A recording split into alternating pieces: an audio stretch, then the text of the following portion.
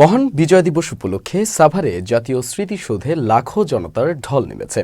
দেশের সর্বস্তরের মানুষ বিজয়ের চেতনাকে ধারণ করে শহীদের স্মরণে শ্রদ্ধা জানাতে আসেন স্মৃতিসৌধে।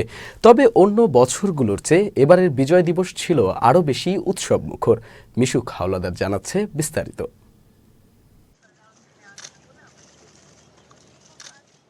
সকালে রাষ্ট্রপতি, অন্তর্বর্তীকালীন সরকারের প্রধান উপদেষ্টা ও পূর্ব তিমুরের প্রেসিডেন্টের শ্রদ্ধা নিবেদনের পর জাতীয় স্মৃতিসৌধ খুলে দেওয়া হয় সবার জন্য। এরপরেই সেখানে নামে লাখো জনতার ঢল। কপালে লাল সবুজের পতাকা, হাতে ব্যানার আর পরনে নানা রঙের পাঞ্জাবি ও শাড়ি, এ যেন বাংলার মানুষের অপরূপ মেলবন্ধন। সবাই সারি বেঁধে জাতীয় স্মৃতিসৌধে ফুল নিয়ে এসেছেন বিজয়ের দিনে সকল শহীদদের শ্রদ্ধা জানাতে। ফুলের শ্রদ্ধা জানানোর পর সবাই বলছেন এবারের বিজয় দিবসে অন্যরকম ভালো লাগা কাজ করছে তাদের।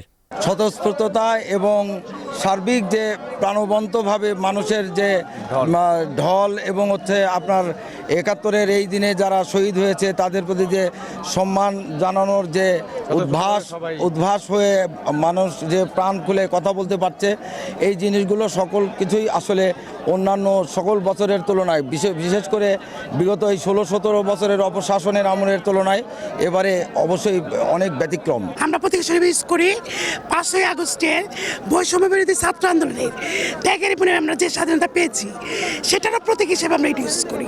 ছাত্র জনতার যে বিপ্লব, সেই বিপ্লবের পরে সরকার পরিবর্তন হয়েছে এবং এই অবস্থাতে আজকে এবার ১৬ ডিসেম্বর পালন হচ্ছে, বিজয় পালন হচ্ছে। বাংলাদেশের মানুষ আত্মহত্যা দিয়েছিল স্বাধীনতার যুদ্ধে। স্বপ্ন ছিল সম্পদের সুষম বন্টন, গণতন্ত্র, আইনের শাসন, মানবাধিকার এবং সুন্দর বাংলাদেশ আমরা গড়ব। সবাই বলছে যে এখন তথাকথিত স্বাধীনতা যুদ্ধের নেতৃত্ব দানকারী আওয়ামী লীগ দায়ী, তাদের দোসররা নাই। একটু কি ফাঁকা ফাঁকা লাগে? আমার কাছে তো ফাঁকা ফাঁকা লাগলো না।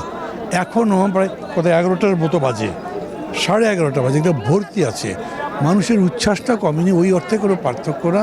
তবে হ্যাঁ, তারা নাই, তারা তাদের কৃতকর্মের জন্য নাই। কেউ কেউ প্রথমবারের মতো স্মৃতিসৌধে এসে উচ্ছ্বসিত। আমরা এখানে এসেছি, শহীদদেরকে প্রথমে তাদেরকে স্মরণ করেছি, তারপর আমরা সবাই মিলে ছবি তুললাম, ভাই বোনেরা এবং আব্বু আম্মুর সাথে ঘুরতে এসেছি। খুব ভালো লাগছে এখানে এসে, প্রথমবার আসা তো অনেক অনুভূতি মনের ভিতরে জমা। কোনোদিন এখানে আসতে পারি না, এই প্রথম আসা, তো খুব ভালো লাগতেছে। আমারও অনেক ভালো লাগতেছে, কারণ লাখো শহীদের রক্তের বিনিময়ে আমাদের বিজয় দিবস আমরা যেটা স্বাধীন করতে পেরেছি এবং আমাদের জন্যই তো তারা নিজেদের জীবনটা দিয়ে তারপর স্বাধীনতা রেখে গেছে আমাদের জন্য। অনেক ভালো লাগতেছে এবং তাদের প্রতি আমার অজস্র শ্রদ্ধা এবং সম্মান। আজকে খুব ভালো লাগতেছে, হাজার হাজার লক্ষ লক্ষ মানুষ। আমরা আসলে চিরকৃতজ্ঞ যে আমরা এখানে এসে আমরা নিজেকে ধন্য মনে হচ্ছে। লাখো শহীদের রক্তের বিনিময়ে আমরা আজ বাংলাদেশ পেয়েছি, এই জন্য সকল শহীদদেরকে শ্রদ্ধা জ্ঞাপন করছি। তার সাথে আমাদের যারা বীরাঙ্গনা আছে, আমাদের নারী মা বোনেরা, তাদের প্রতি শ্রদ্ধা জ্ঞাপন করছি। আমরা অনেক বছর পরে এবার এই স্মৃতিসৌধতে আসলাম ফুলের শুভেচ্ছা জানাতে শহীদদের প্রতি।